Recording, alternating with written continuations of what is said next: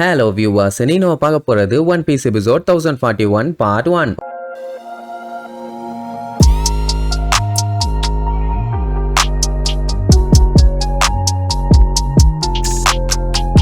Open பண்ணா கைடோவோட கோட்டைக்கு மேல டமு டமு டமு டமு டமு டமு டமு டமுன்னு பயங்கரமான சவுண்டு. வேற ஒண்ணுமில்லே, கைடோவுக்கு யமட்டோவுக்கு சண்டை. ரெண்டு பேரும் விரித்தனமா அடிச்சுக்கிறாங்க. அதுவும் யமட்டோவோட பவரை பார்த்துட்டு கைடோவே அசந்து போயிட்டான். பரவாயில்லையே, நல்லா ஸ்ட்ராங் ஆயிட்டாலேன்னு. இப்ப என்னன்னா, நீ ஷோகன் ஆயிரு, அதுதான் உனக்கு கரெக்டா இருக்கும். எப்பவுமே பேரண்ட்ஸ் சொல்றதை கேட்டு நடந்தாதான் குழந்தைகளுக்கு நல்லது. நீ மட்டும் ஷோகன் ஆயிட்டீனா உன்னோட ஸ்ட்ரென்த்தை வச்சு அந்த லேண்ட் ஆஃப் ஆனோக்கு நீ என்ன வேணாலும் பண்ணலாம், ஓ இஷ்டப்படி ரூல் பண்ணலாம், யாரும் உன்னைய கேட்க இல்ல அப்படி இப்படின்னு பயங்கரமா பேசுவான். ஆமா அப்படின்னா ஓகேன்னு சொல்லிட்டு இந்த லூஸ் அந்த ஃப்ளவர் கேபிட்டலை காப்பாத்திர வேண்டியதானே. அதாவது லேண்ட் ஆஃப் ஆனவனை எதுவும் பண்ணாம விட்டா நான் ஷோகன் ஆகிறேன் அப்படின்னு சொன்னா அவன் ஓகேன்னு தானே சொல்ல போறான். ஆனா அப்படி ஆகிறதே அவளுக்கு பிடிக்கல. நான் அப்படி யாரையுமே அடிமைப்படுத்தி கொடுமைப்படுத்த மாட்டேன்டா.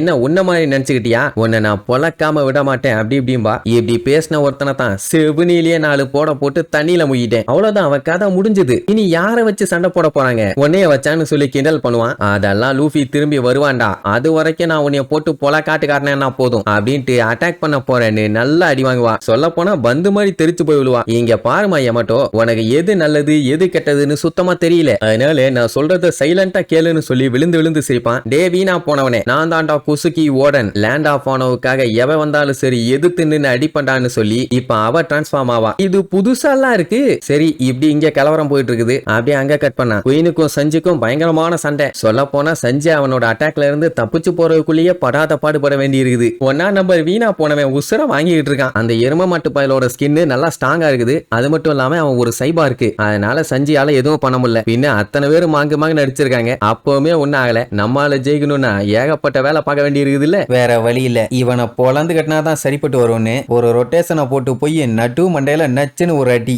அப்படியே கதி கலங்கி போயிட்டான். டேய், நீ என்ன அட்டாக் பண்ணாலும் எனக்கு ஒன்னும் ஆகாதுன்னு பீமை யூஸ் பண்ணி கண்டினியூஸா சஞ்சியை அட்டாக் பண்ணிக்கிட்டே இருப்பான். எப்படியெல்லாம் அட்டாக் பண்ணா நம்ம சஞ்சிக்கு கடுப்பாகதான் என்ன. ஏன்டா எரும கடா, நல்லா எரும மாடு மாதிரி வளர்ந்துருக்கில்ல, ஏன்டா சும்மா நொய்யின்னு அட்டாக் பண்ணிட்டு இருக்கேன்னு மறுபடியும் லேசரை வச்சுதான் அட்டாக் பண்ணுவான். இந்த மாதிரி டைம்ல எல்லாம் நம்ம என்ன பண்ணுவோம், இவனை எப்படி ஜெயிக்கலாம்னு யோசிப்போம். ஆனா சஞ்சய் என்ன தெரியுமா சொல்லுவான், வாவ் இந்த ஃபயர் லேசர் டெக்னாலஜி அருமையா இருக்குது, பிராங்கி கிட்ட கொடுத்தா யூஸ்ஃபுல்லா இருக்கும்னு சொல்லி அவனை பொலந்து கட்டி அந்த டெக்னாலஜி எடுக்க பிளான் பண்ணிட்டான். இங்க ஜோரோ கிட்ட மறுபடியும் கேட்டுக்கிட்டே தான் இருக்காங்க, கன்ஃபார்மா அந்த ட்ரக்கை நீங்க யூஸ் பண்ணதான் போறீங்களான்னு. டே டாக்டர், நீ மட்டும் இப்ப போல எந்திரிச்சு வந்து வாயை உடச்சு விட்டுருவேன். சோ மறுபடியும் சண்டை போட வர்றதுக்கு அவ்வளவு வெறி. இங்க குயின் பண்ற அட்டாக்ல இருந்து சஞ்சியால எஸ்கேப் ஆக முடியல. பையன் பாத்தீங்கன்னா படாத பாடுபடுவான். அதை பார்த்துட்டு ஜோரோவே, டேய் அவனால அங்க அவனை தனியா சமாளிக்க முடியாது, சீக்கிரமா வேலையை பாருங்க, நானும் போய் அவனுக்கு சப்போர்ட் பண்றேன். அங்க அவன் அட்டாக் பண்ணிட்டு இருக்கத பார்த்த சாப்பரு ஜோரோ சொல்றதான் கரெக்ட், சட்டு புட்டுன்னு அந்த இன்ஜெக்ஷனை ரெடி பண்ணுங்க. ஜோரோவை சண்டைக்கு இறக்கி உள்ளானவனே அந்த டாக்டர் ஆல்ரெடி எல்லாம் ரெடியா தான் இருக்குது, உங்க பர்மிஷனுக்காக தான் வெயிட்டிங், நீங்களும் இப்ப அப்ரூவல் கொடுத்துட்டீங்க. ஜோல இருந்து கொண்டு வந்த இந்த மெடிசனை உங்களுக்கு போட்டு விட போறேன். இதோட சூப்பர் ஹீலிங் எஃபெக்ட் உங்களை கம்ப்ளீட்டா கியூர் பண்ண மாதிரி காமிக்கும். ஆனா அது டெம்பரரி தான், சைடு எஃபெக்ட்ஸ் பயங்கரமா இருக்கும், அதை நீங்க தாங்கித்தான் ஆகணும். கடைசியா கேட்கிறேன், ஒத்துக்கிறீங்களா இல்லையான்னு. ஒத்துக்கிறேன் போட்டு தொலைடா வெண்ணாம்பா. சரி ரைட்டு, அந்த ஊசியை காட்டுவான், எத்த தண்டி.